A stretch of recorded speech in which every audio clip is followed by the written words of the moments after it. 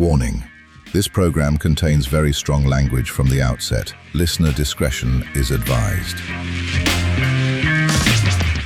Hello and welcome to Hard Lines, the show where we talk about Roast Battle UK. My name is Drew Stern. And I'm joined, as usual, by Miss Shalaka Corrupt, the amazing queen of mean as she is. How are you doing, Shalaka? I'm good, Drew. How are you? I'm good. I'm looking forward to this Friday because a little birdie tells me that you are going back to battling. It's my first battle since I got eviscerated by an 8-year-old. Yes, those of you who may have seen Max Fosh, the prolific YouTuber, came to our humble abode at the Angel Comedy Club. Mm-hmm.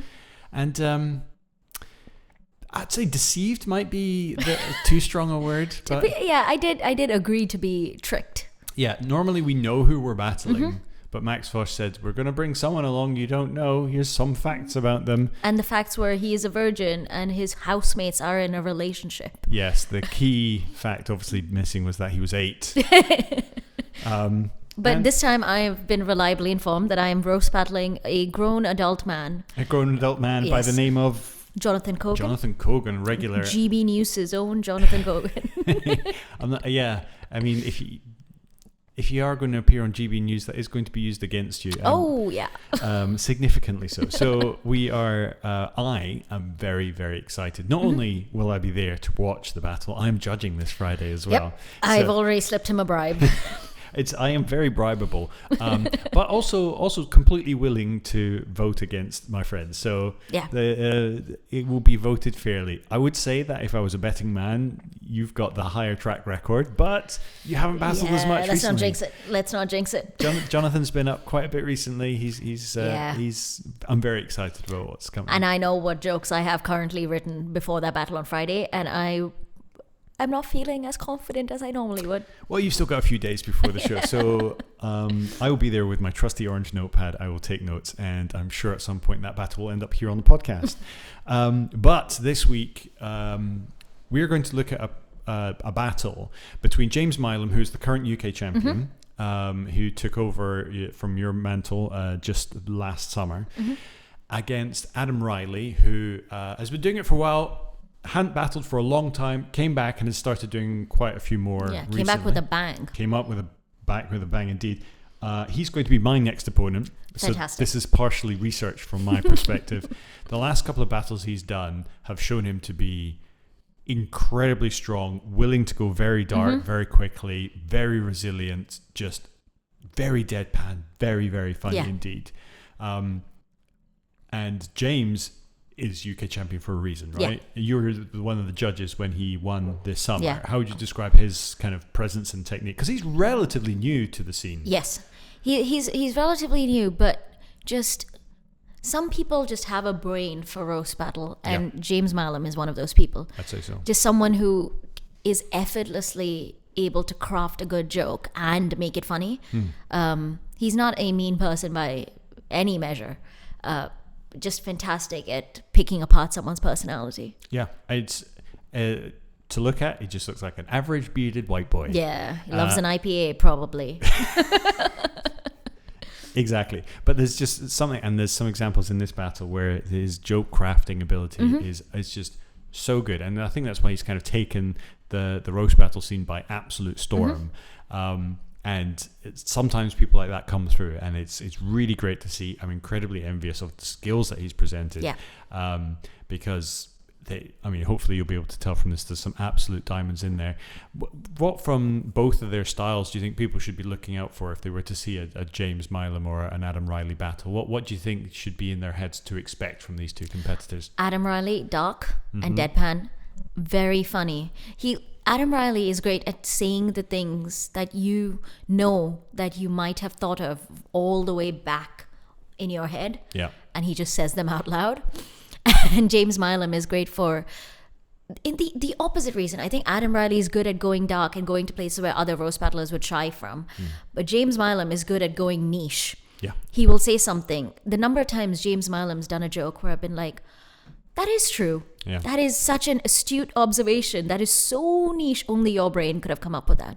Yeah, I think it is unbelievable, just the joke crafting ability and that analysis of the opponent and really pulling out a detail that is not just a funny observation, but crafted into a funny joke in a way that works for the audience is great. And you're right, Adam goes dark. Adam goes to those really dark places and kind of uncovers what the audience is willing to put up with. Yeah. And it can split an audience, a performer like that. I don't think he cares.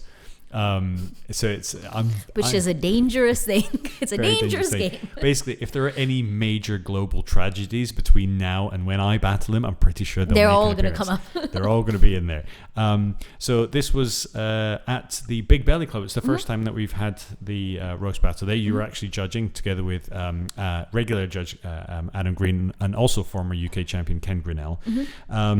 And we have the judges' comments, and we'll cover those as well. But what was the venue in terms of this departure from Angel?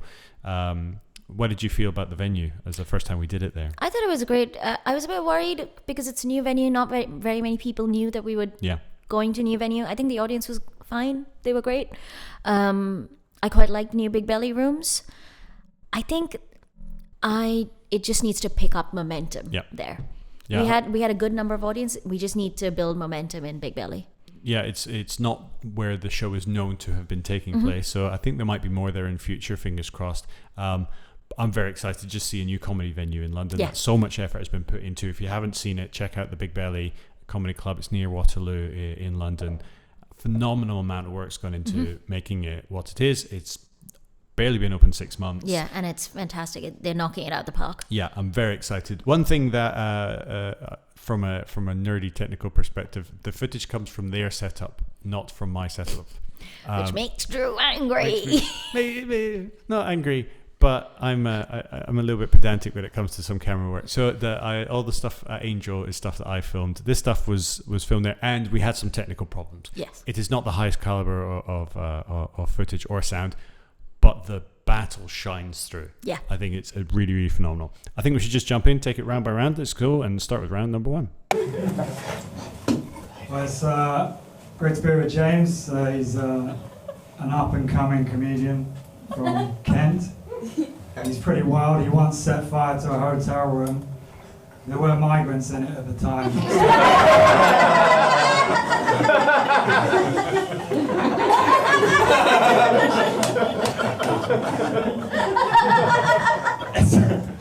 It's good to be here roasting my future. This is the lovely Adam Riley. Adam Riley there, answering the question, what if a grumpy owl was a paedophile?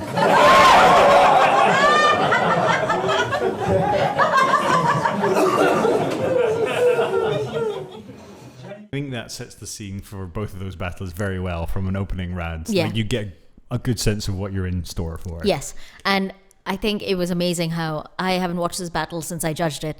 It's amazing how they covered everything we spoke about immediately.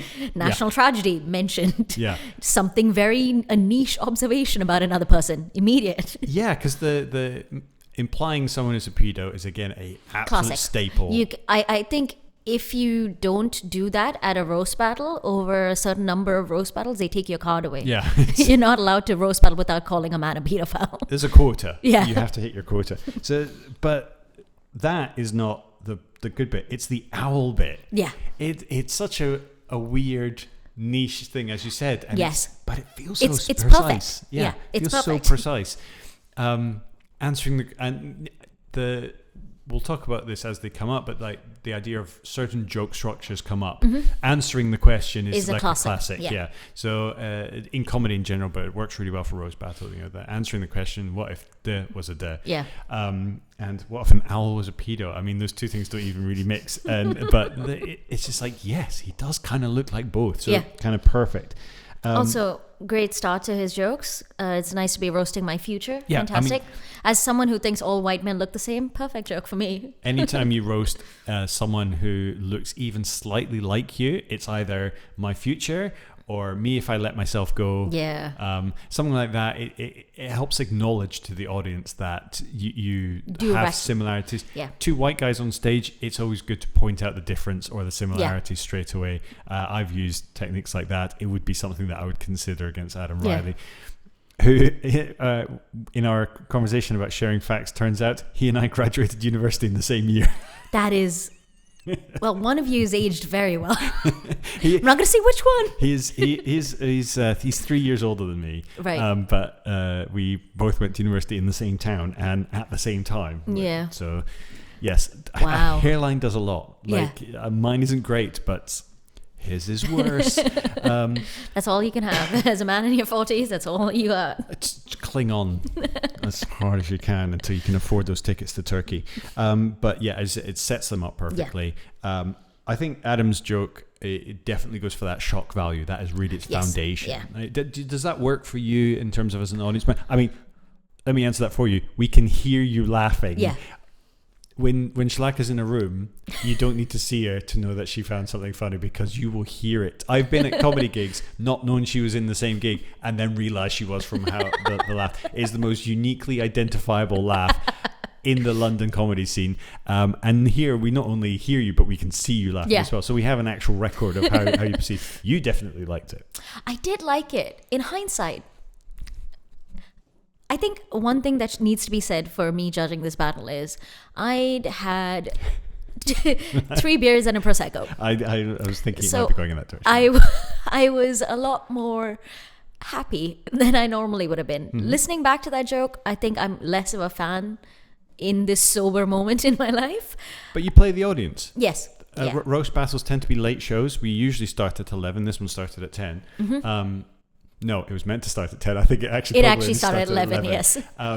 The audience is always a little bit Yeah. deeper into their drinking than they would be at other shows. And you play the room. Yeah. Like you try and get a laugh. And that Yeah. got a laugh. That worked. Yeah. But structurally, there isn't much to it No, as a joke. not really. I think also one of the things that's important when you're judging is laughing out. I've seen a lot of judges who will not laugh out loud. And I think laughing out loud makes a huge difference, that the audience somehow has some, you're not trying to influence the audience, but especially when your battle is early on, not that this was, but when your battle is early on in the night, you're trying to make sure that the audience knows it's okay to laugh. Yeah. And especially me as a brown woman of color laughing at maybe a racist joke, it gives them the license to feel comfortable enough to enjoy their night instead of worrying about sentiments being hurt. Yeah, it's this weird kind of mirror to the audience. Like they get to see someone else laughing. That's part of the reason live comedy works. You hear other people laugh. But here we can actually see you. This setup is slightly different from how we do it at Angel because you're directly facing the audience. I'm not a fan. I'm not a fan. The number of times I rolled my eyes at something, or I have a very unmanageable face, and the number of times I rolled my eyes at something someone else said, it will haunt me until the day I die. Yeah, and we have a not so clear record of it on this slightly subpar footage. I think the you as a judge, there's a lot. You get a lot of real-time feedback as a performer from you as a judge, which is great. One of my favorites where you judged one of my battles was where a joke didn't get any laughs, but you just come and said, that was funny. Like just the words, that was funny. I was like, I feel a little bit better about that. No one laughed, but technically at least I ticked a box somewhere. So it can be of great help. And having you're absolutely right. I think teeing up the audience to say this is okay to laugh at really, really helps. But I think it's you laughing a bit more at jokes might be a theme over the course of this this battle. But we'll see. If you had to rate that one in terms of who won between James Mileham. I think James. Grumpy Al was a pedophile. Come on. Yeah, it's got so many things. It's got the classic pedophile reference. It's got that niche owl reference, and then me roasting my future as well. It's just fantastic. It's just a classic. No notes. Great warm up. Right, so heading into round 2. James is he's Gen Z, and he's been dating for about 6 months. So he's finally ready to pop the question, what are your pronouns?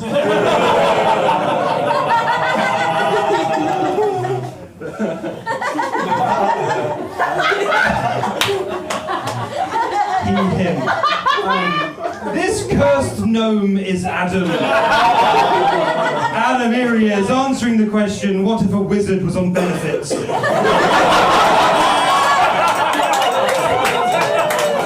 looks good. Adam looks like a figment of his own imagination.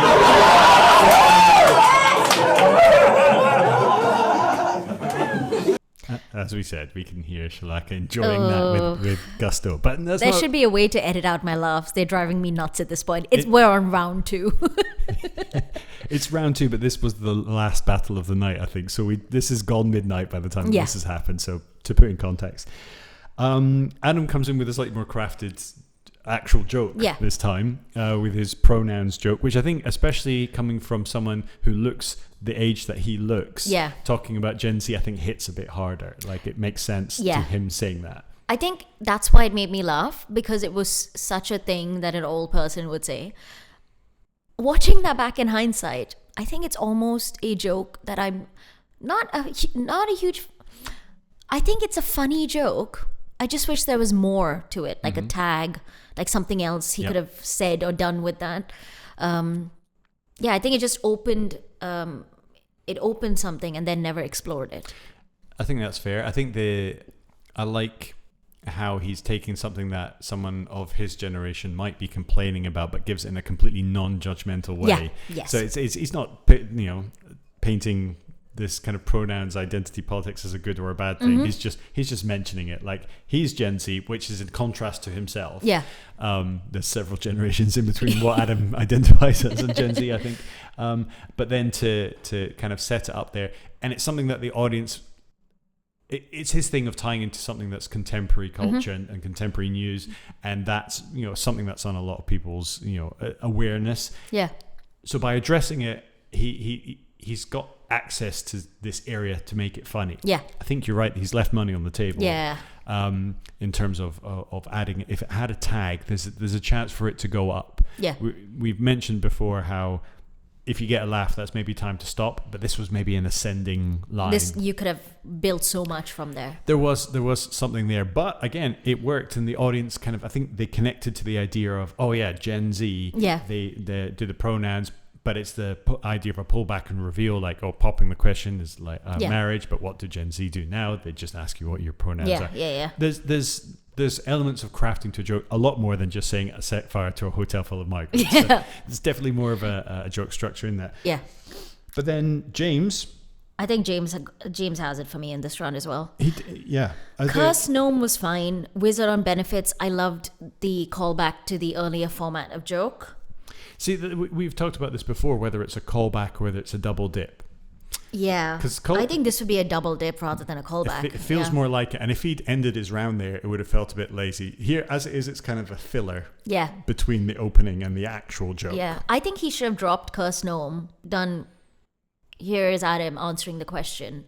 And Wizard then on that Benefits. could have been the structure, like starting each Yes. round with one of those. And that could become his thing then. Yes. Other people have done it, but doing it every round. That's perfect. Yeah, there's like, we talk about things like thank yous, where people have had their response starts Thank with you, so-and-so, thank you, yeah. so-and-so, which kind of the joke that, again, you've been attributed with this such and such is, and then their name. Yeah. It's just a kind of an inversion of that same structure. Yeah.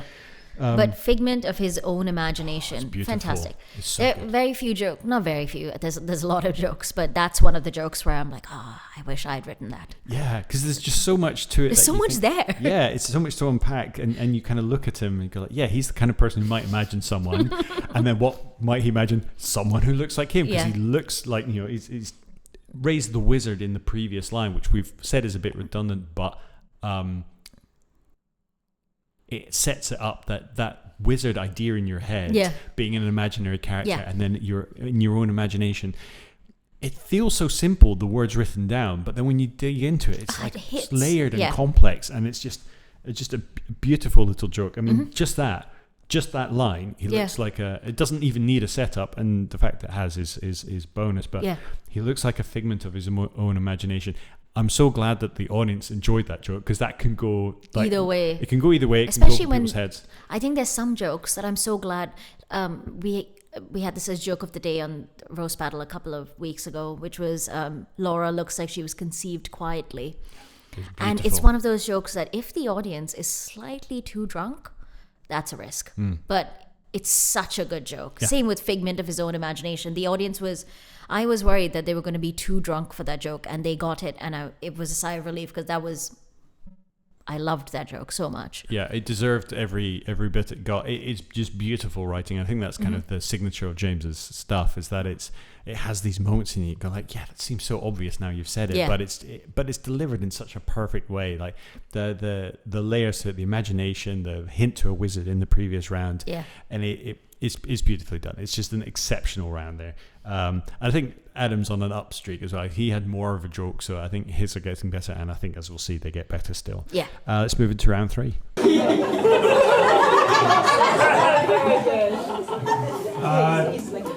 James grew up as an only child. That's just like OnlyFans, but for paedophiles.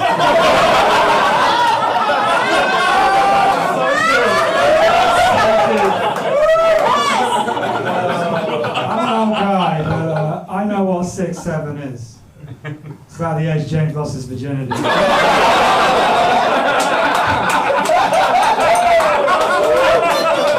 And it's so good to see you again.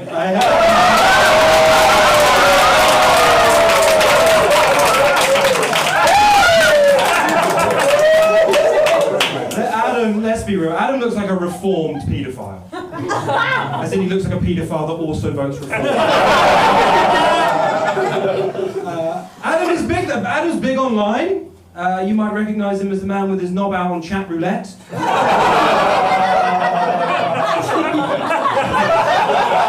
flashbacks, ladies, I see. Adam also had to go to hospital recently. He had a ping pong ball stuck up his arm. He gets excited watching Marty Supreme, we all do. Right, so again, I think from my perspective on Adam, we saw from round 1 to round 2 a step up, and then his only child joke from round 3. Yeah. I think is a phenomenally brilliant joke. Yeah. And I don't know why I haven't heard it more. Yeah. Also, I love how rare it is for a man to be accused of being pedophiled as opposed to being a pedophile.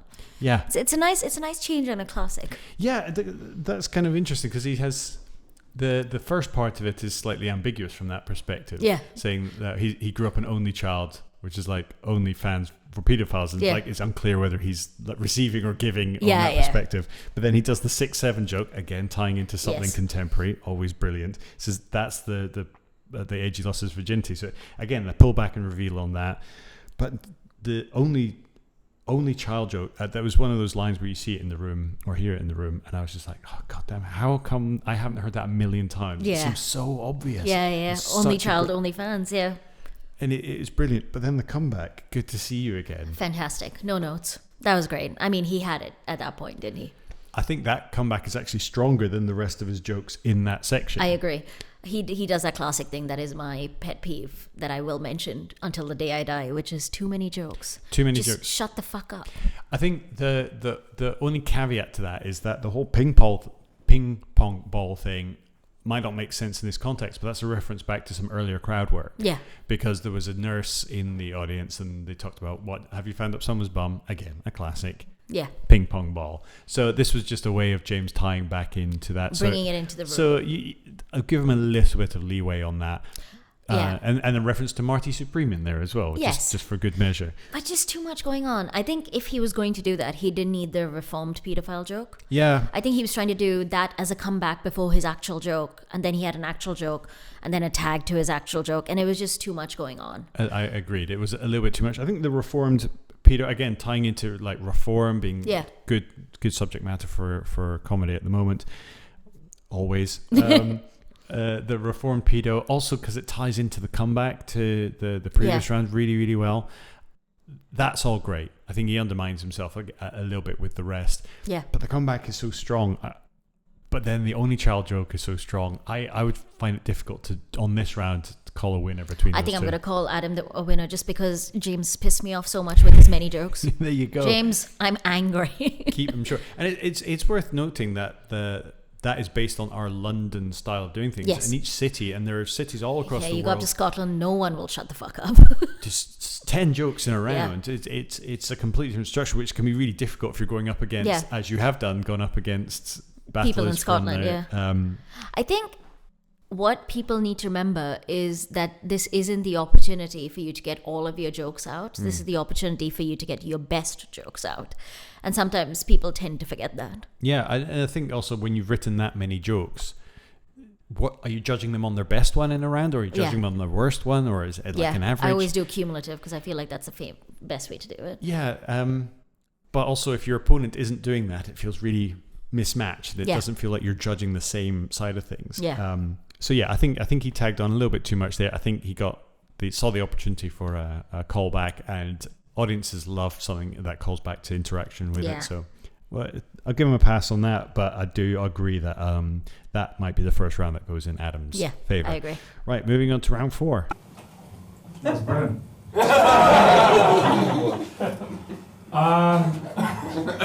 James hails from Margate, which is Nigel Farage's old stomping ground, but he's no leaver. No, James is a staunch Remainer. You know, he believes this country should never have left the Atlantic slave trade.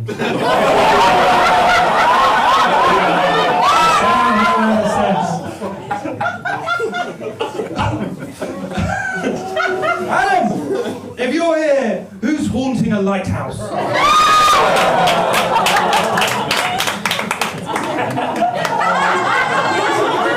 He's a star, this man. He's a star. He's been on television.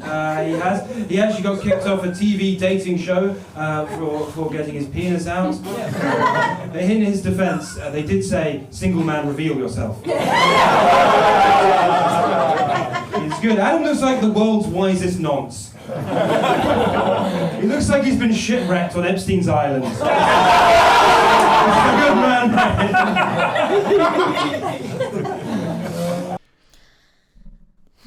So, given what you said about James's last round, what do you feel about that one? I am going to kill James Mileham. James, you will die, and it'll be me. I will murder you. No, it sucks because we've had an episode before where you see someone like Luke Hall do a joke and say, this is going to be a running theme through the podcast. That'll do when he gets a big laugh. That's what I wish for from every battler. Because if you're here, who's haunting a lighthouse?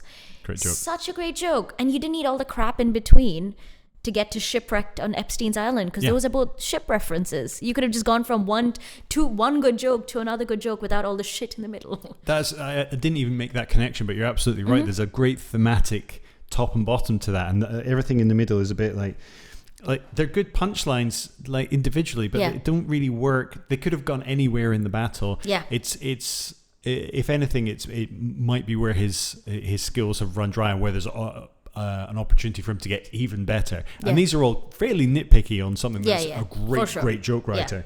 But if you're here, who's again is a classic structure that has been used quite a lot. It's the same. You look like you're haunting a lighthouse. It's just a different way of doing that, and for an audience that hasn't heard that a million times, it feels kind of fresh and a different way of doing it. Yeah. We've obviously heard these kind of jokes a million times, but that's still, the observation is what that we're qualifying What makes it work, And the same with the owl earlier, just the lighthouse, just there's something a lighthouse keepery about him. Yeah. Just makes perfect sense. But Adam's joke about the Atlantic slave trade is so good. Fantastic. Like, I'm going to have to give it to Adam just because it's a good joke, but also because he got my attention, he kept my attention. I didn't want to check my phone in the middle of that. I'm gonna have to give it to Adam just for Atlantic slave trade. I mean, horrible, but in this context, a very good joke. It was perfect. It's those things that you could just come out and call someone a racist, or you can find this great way of using language to do it, and this is it. And the fact that it ties it into Remain kind of puts you on one side of the fence, and actually it throws you way over the fence. It's into a great pullback and reveal. It is an exceptional example of that. It is perfect, and I think that makes it 2-2 kind of in the round so far. 2 for James, 2 for Adam. We're going to the final round. Well, in all honesty, it has been great to be up here with you, and brilliant comedian. But a very capable guy. He actually works as a professional photographer, a professional football photographer. He once got some great shots of the Lionesses in the showers. They didn't know he was there, but his real claim to fame is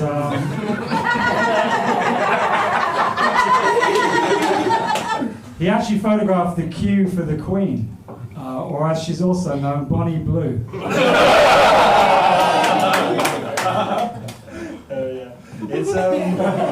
It's very easy to say Adam looks like a sex offender. Adam looks like a sex offender. No, Adam actually shoves a £20 note up his arse every time he masturbates. Oh, sorry, I read that wrong. Adam comes from money.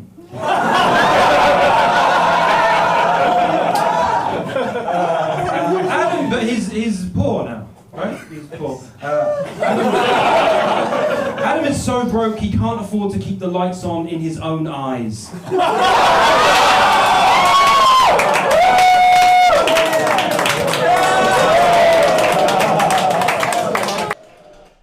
There we go, finishing Great. with a bang there.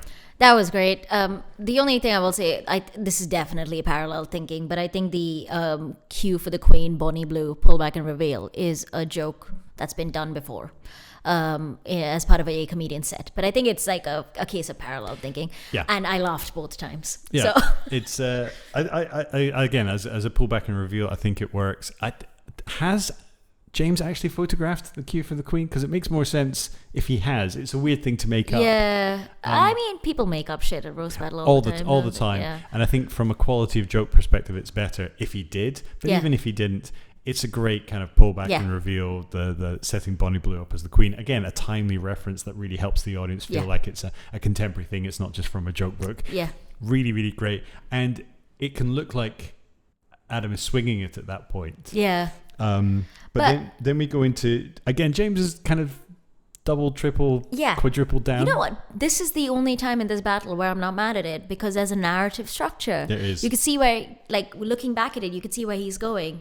You know, he comes from money, but he's broke now, can't afford lights on in his eyes, which is my joke of the battle. He can't afford to keep the lights on in his eyes. Fantastic. It's phenomenal. So beautiful. Yeah. I said this at the time to him, that it's just poetry. That Mm-hmm. line is such a. It feels like it deserves to be in a novel by a classic writer. Like Yeah. it feels too good to have been used at roast battle. Yeah. It's like we're not worthy of a joke like that. Yeah. It sounds like hyperbole, but when a joke is properly crafted like that, and the language being used and the image it conjures up Mm-hmm. in you. If you're only listening to this, the person looks exactly like that would suggest they look like. Yeah, Google Adam Riley. Please help a man out.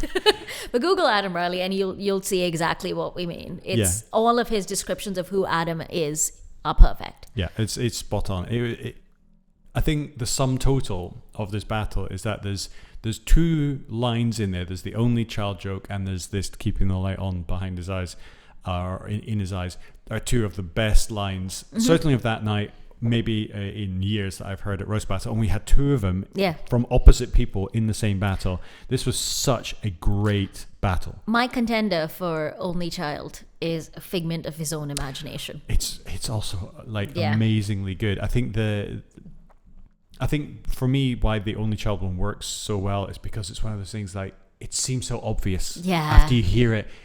And the first time someone makes that joke, everyone goes, yes, like the language was right there in front of us the entire time. Yeah. Why have I not heard this before?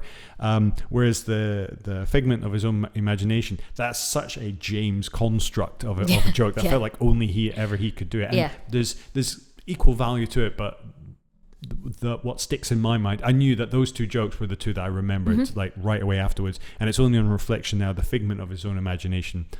We get the benefit of rewatching this, which the audience obviously doesn't get to do. If it doesn't stick in your head immediately, was it as good as joke as the other? And the only child joke stuck in my head immediately. So but all of them, there's so many great lines in this battle. What if a grumpy owl was a pedophile? Yeah, Nice and easy. Nice and easy. So there's some really dark stuff in here, and then some really light and fluffy stuff, and there's lighthouses and owls, and then a lot of pedophiles. Just so many pedophiles. Yeah, I've done a pedophile count for this joke. We are at 7 uses of pedophile, 6 or 7, 6, 7. I shouldn't do that. I'm too old.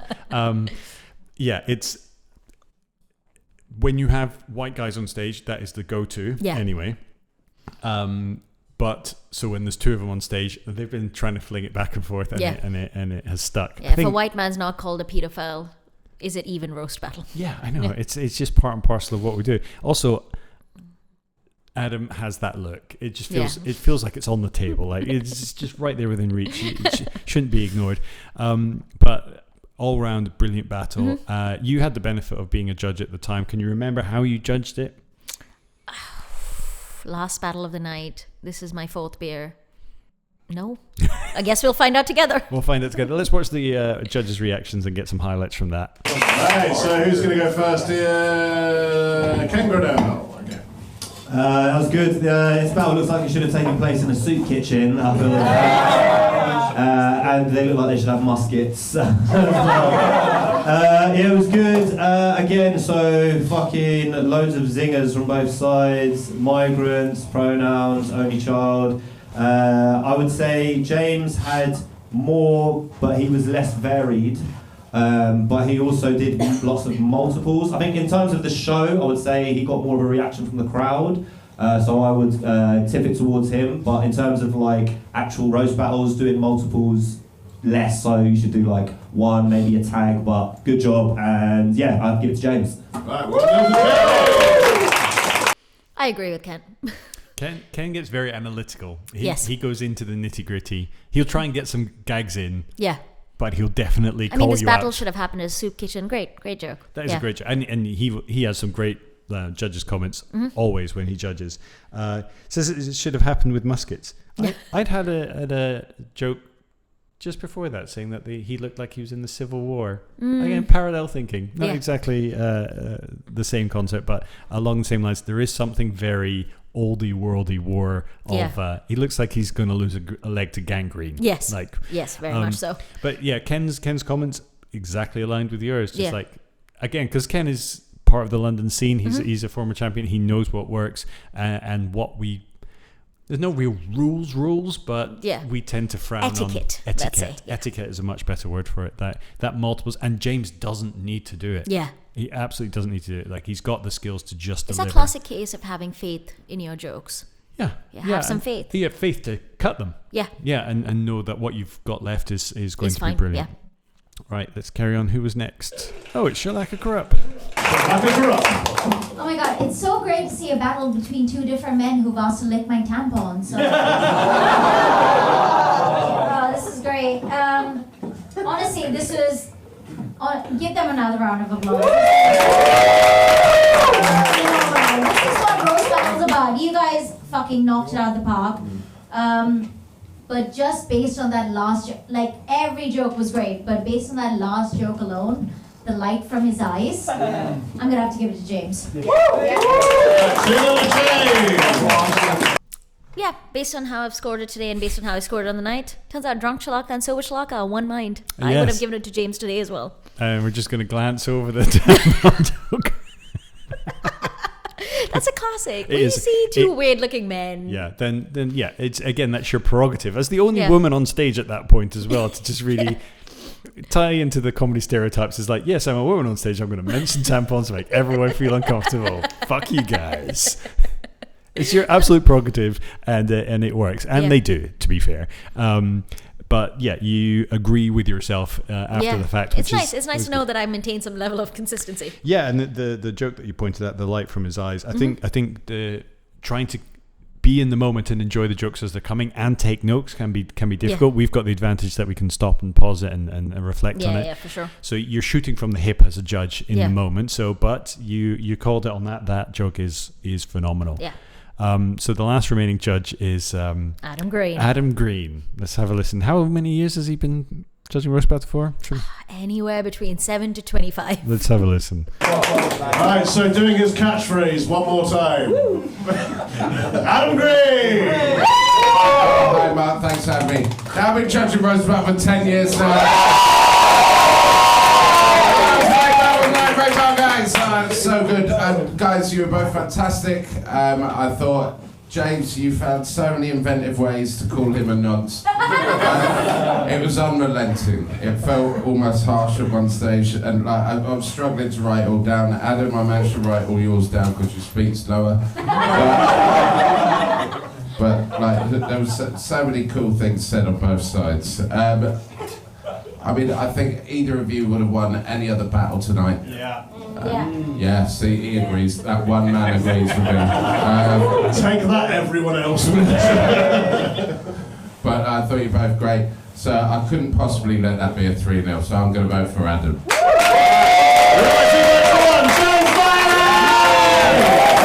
I think that's a very fair assessment that Adam didn't deserve to lose 3-0. Yes. It was just too good. Yeah. And that one soul voice at the back when he said, hey, you would have won any other battle, going, yeah, that was me. Yeah. Because normally I drive to roast battle, but I didn't on this one. I took the night bus home, and so I was drinking. Yeah. I was fairly deep at that point. It's also my second gig of the night, and it'd been a long one. Yeah. But I agreed with it then, and I agree with it now. Yeah, Both of those people would have won against anyone else. Yeah. Yeah. The quality of the other battles compared to this one was a lot lower. Not that they weren't good, just this was way better than anything else we had on that night. I also like how Adam Green as a judge is able to firstly have a catchphrase, which I'm deeply, deeply jealous of. And secondly, just say things that if I said it wouldn't be funny. But the way in which he delivers a phrase like, I was able to note down everything you said because you speak slower. Yeah. It's just a fact. But the way in which our Adam Green delivers lines like that, it makes him one of the greatest judges we have at Roast Battle UK. It's a good thing we have him so often on stage. He is absolute staple, and we will have him on here at some point as well. In fact, he has already expressed interest on coming and chatting with us. Yes. But he catchphrases aside, you're right, he does have this way of saying things that seem fairly obvious but making it funny. Yeah. And he can make a battle that's fallen completely flat work at the end of it, and still deliver sane and reasonable judgment. And I think it actually ties everything together. That didn't deserve to be a 3-0 win, even though we agree that James would have won that battle anyway. The fact that it sometimes, for the sake of the room, it just makes sense as an acknowledgement of how well Adam did. That it doesn't change the outcome in any way. We don't have any way of scoring a split decision, not like in boxing, but or in fact it is like boxing, because split decision is still a win.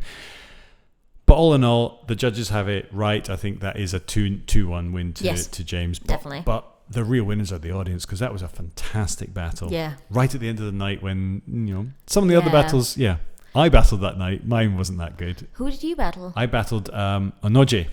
Oh yes, that was a very strange battle. It was Onoje's first ever roast battle, Yes. and I went to some darker places than I usually do.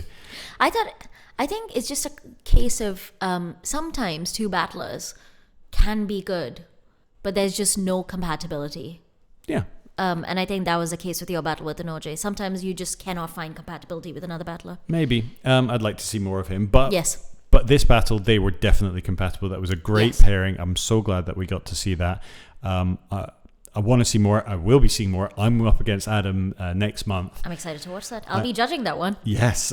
So I will do my best on that. We'll do that in the context of knowing that we've analysed in quite a lot of detail his previous joke writing. So I've got really no excuse to not going completely prepared. One day, have you battled James? No, I have not. I feel James was coming up just as you were kind of taking a bit of a break from battling. Yeah. And I haven't battled him yet either. I'd be terrified to do it, but very eager to give it a go. I think I don't think I stand much of a chance, but I would love the challenge of trying. Yeah, so would I. I think I would quite like to battle James Mileham. Well, he will no doubt be taking part in the tournament again this year, and I will expect him to do exceptionally well again. Whoever he goes up against, quiver in your boots, because he is exceptional. But maybe James dial back on how many jokes per round. That about sums it up for today's episode of Hardlines. Hopefully you've enjoyed it. We'll be back soon again answering your questions about Roast Battle. And if you have any that you want to send to us, you can send them to the details on screen now. DM on Instagram at HardlinesPod and drop us a follow while you're there. You can follow me on Instagram at Drew Tells Jokes and Shalaka at Shalaka Corrupt. And to get tickets for the next live show here in London, head over to roastbattle.co.uk/tickets. But until then, it's goodbye from me, Drew Stern. Goodbye from me, Shalaka Corrupt. See you next time. See you.